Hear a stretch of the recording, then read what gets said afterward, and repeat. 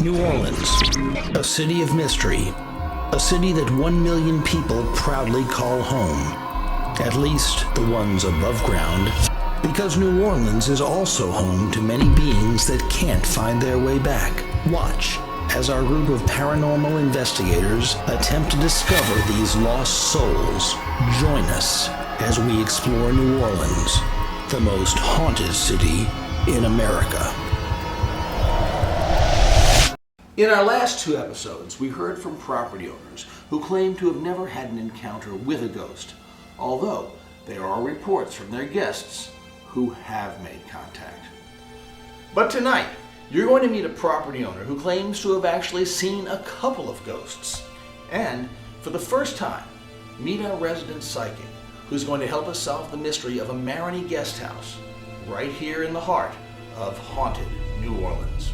My name is Karen Jeffries and I own the Dauphine house, and I bought this house about 13 years ago. When I first saw the house at an open house, I walked inside, and even though the house needed so much work, so much tender loving care, I felt a very nice, warm, welcoming feeling in this home. And that is one of the main reasons why I bought it, actually. I think all these ghosts are very nice and friendly and welcoming here. Well, I have about 5 ghosts here. I have the couple that I first met at the top of the stairs. Then there's a fella that's pacing my balconies back and forth. Apparently he's waiting for someone to come home. And then I also have a gentleman who wears a top hat, and he's all dressed up. He has a formal overcoat on, and I've been told that he's followed me home from the French Quarter. There's also a little girl here. She's about 8 years old. She's very sweet, very friendly. Were you raised Catholic? No, actually I come from a fundamental Baptist background. And I know for some people that there may be some conflict. You know, how can you believe in ghosts and yet be a Christian? For me, it doesn't make a difference at all. For me, it actually verifies that there is an afterlife, that we have free will. It appears that we can stay here if we want, or we can, continue on to the natural progression of things. My name is Shay Hope. I'm an English PhD student and a college professor here at Delgado in New Orleans. About this house, I know absolutely nothing, but I'm looking forward to finding out all I can about it and talking to the owner and getting a little of the history and hopefully finding something lurking in the shadows. So I'm very excited. I'm a little afraid. I'd be lying if I didn't say so, but yeah, I'm very excited about it. I think it's going to be fun. I think it's going to be interesting, and I probably won't sleep very much spending the night tonight. But hopefully it's going to be great. Hi, my name is Brent Bodine. I'm a student at the University of New Orleans studying philosophy and education. I've also been a French Quarter tour guide for the last 5 years. I'm a skeptic because I believe in seeking evidence for the things you're going to believe in. Everybody believes any number of things, and I'm always shocked at people not knowing why they believe what it is they believe. So I look for evidence, and as it is now, I have seen no evidence, either logical or empirical, to suggest to me that there are ghosts, demons, goblins, any sort of thing that goes bump in the night. Okay, what do I expect to find here tonight? A room that is not covered with my dirty laundry, a nice comfy bed, that's about it. I don't think we're gonna find ghosts. I think I'm probably gonna spend most of my night trying to debunk superstitious nonsense. But hey, let's see. I'm excited. Let's see what we can do. This is Haunted New Orleans.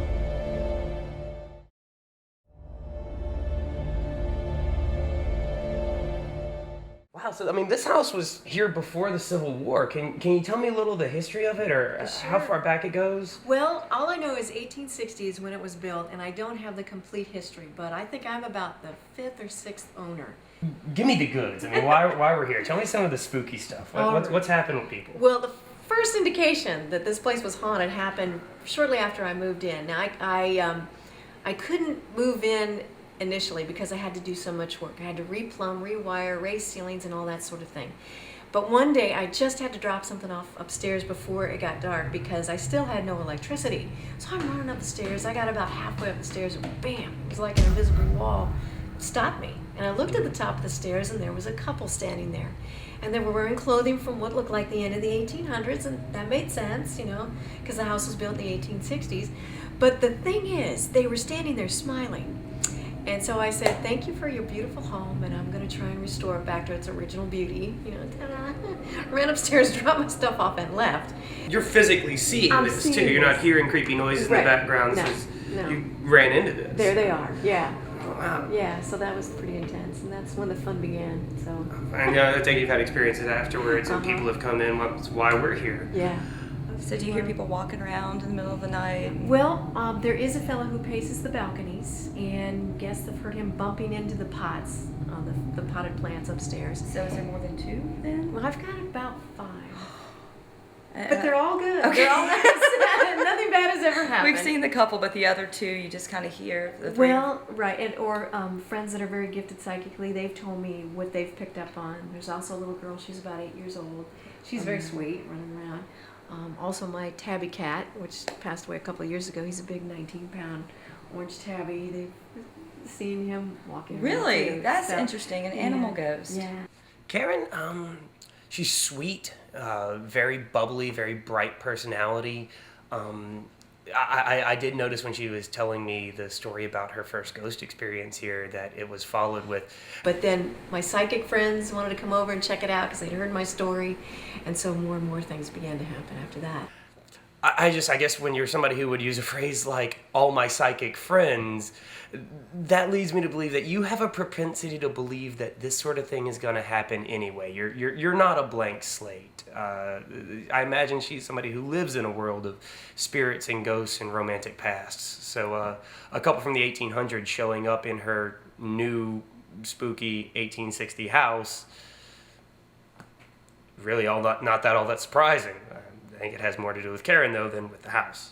My first impression of Karen is that she's just a great, very warm, genuine person. I instantly liked her. I felt drawn to her. Very welcoming, very warm, put me right at ease immediately. So that makes me feel better. I don't think she's crazy, and I think that she seems like living here, but I do believe that she has seen a couple on the stairs, and I can see why a ghost would follow her home because she's just radiates warmth, essentially. I think her brain has managed to trick her the same way all of ours does. Hypnosis happens, the euphoria that you feel at a rock concert. Your brain is a very complex thing, and it can fool itself very easily. Are you going to sleep with any lights on? Oh yeah, plenty of lights on. At least the bathroom light at minimum. I don't do the dark very well anyway, and especially in a haunted house. I want to be able to see what's lurking in the shadows. So yes, I think she legitimately had her experience. I think most people that have paranormal experiences legitimately have those experiences. I just think there's a better explanation than dead people. By the way, are you aware that we're doing a seance tonight? No, that was not told about that one. Wow, that's great. We're gonna wake them up really nicely before we go to bed. That's very comforting. So, what are you gonna do if you see something? Is this gonna change? If I see something, I don't know. I guess Are you open to the possibility? I'm open to the possibility of anything happening, but I'll be perfectly honest with you. Anything I see, feel, or experience while we're here, I'm going to look for a naturalistic explanation for it. But I mean, I think that's the difference with you being the skeptic and me being the believer. I believe I've actually seen things. I don't doubt that you've had experiences. I mean, I've had some fairly creepy experiences myself that only later did I come to find, like, oh, here's a reasonable explanation for that. I mean, anybody who's ever been any part of like a religious revival, go to a Baptist church on a Sunday. Well, I mean, but think about it. God, no. Yeah, think about it. You're in a nice gospel church, everybody's up and moving, doing their thing, and there's this euphoria. And then you're That's logically and explained, then though. you're Very, front, very logically then you're front explained. row at a mosh pit. And you have the same euphoria. How is that the same as seeing a ghost and calling and summoning a ghost? Tell me where a Baptist revival and a ghost or any kind of... Here's the thing is, ask those Baptist revivalists, do you think that you're just getting a nice dopamine rush right now, or do you think that you're filled with the Spirit of the Lord? I think it's a dopamine rush. Okay, that's not spiritual, that's a dopamine rush. But what we're doing here with dead people is that totally makes logical sense. It's just not the same because I've actually seen something that wasn't a dopamine rush. I wasn't filled with the Spirit. I wasn't possessed at all. I just saw something, and I have seen things that made me think, yeah, maybe there's things out there we don't understand. You're watching Haunted New Orleans. Haunted New Orleans. We'll be right back.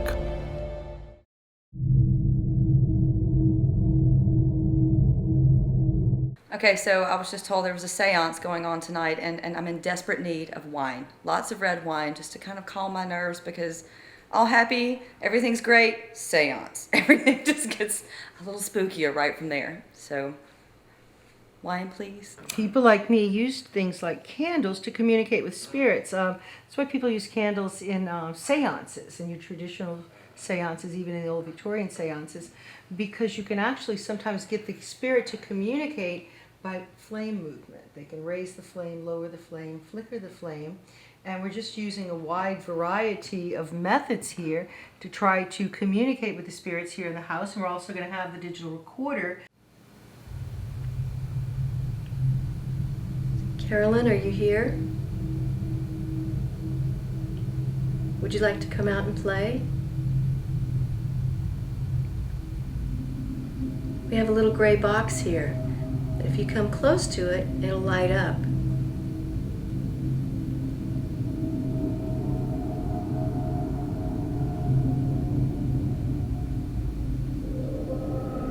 Is there anybody else here?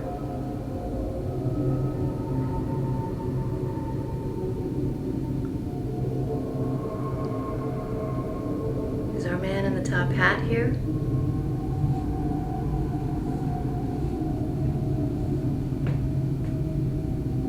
I'd like to invite everyone in the house to come forward. That's why we're here tonight, so we can communicate with you and you can communicate with us.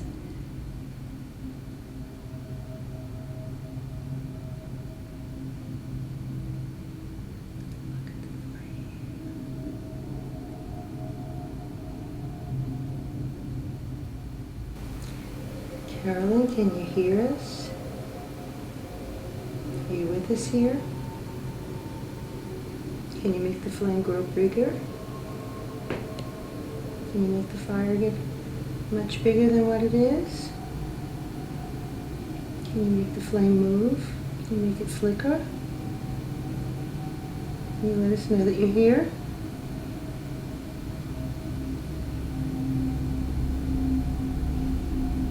I think that was a flicker.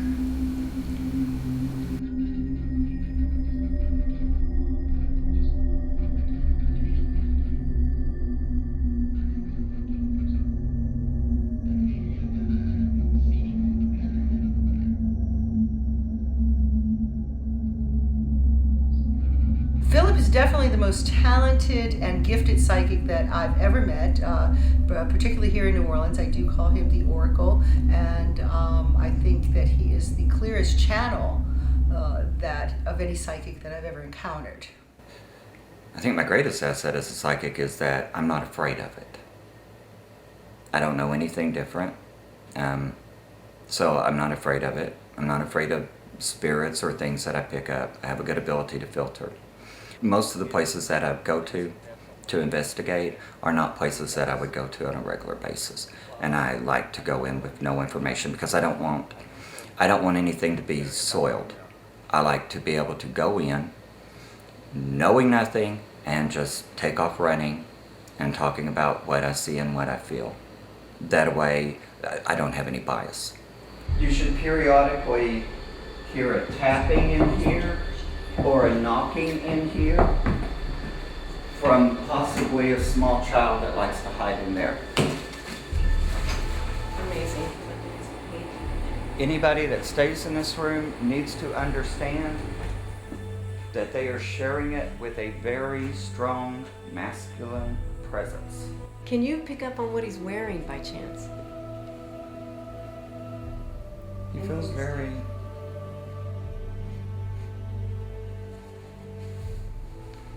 gentlemanly. Got a hat, top hat.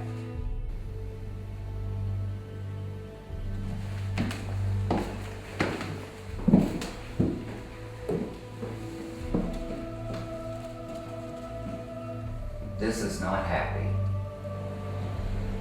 Remember the child that I talked about downstairs? This is from their era, or this is from the area where they lived also, because there's a definite young female child. Anybody said anything about seeing a man standing up here, or the man in the top hat out here? Not the top hat man, but a man, a different man. Yes. Because see, I've got two different men. I have the top hat man, and then I have the man who's worried about money, and he's very anxious, and he's very nervous, and he would definitely set up here. If you're in there, you're going to have a strong presence of someone being out here. You may even, quality of lighting and everything, you might even be able to see him pacing. Well, Philip, you have hit it right on the nose on every single one of them. I've had, quite a few ghost groups come through, and when I compile all their stories and all their evidence, you hit them all. You hit it all right now. In these last few minutes, it's amazing to me. Well, it's a pleasure. Thank you Karen. so much Thank for you. coming. Appreciate it. I've heard that psychic ability does run in the family. Were any of your parents or grandparents psychic? Yes. Which ones? All.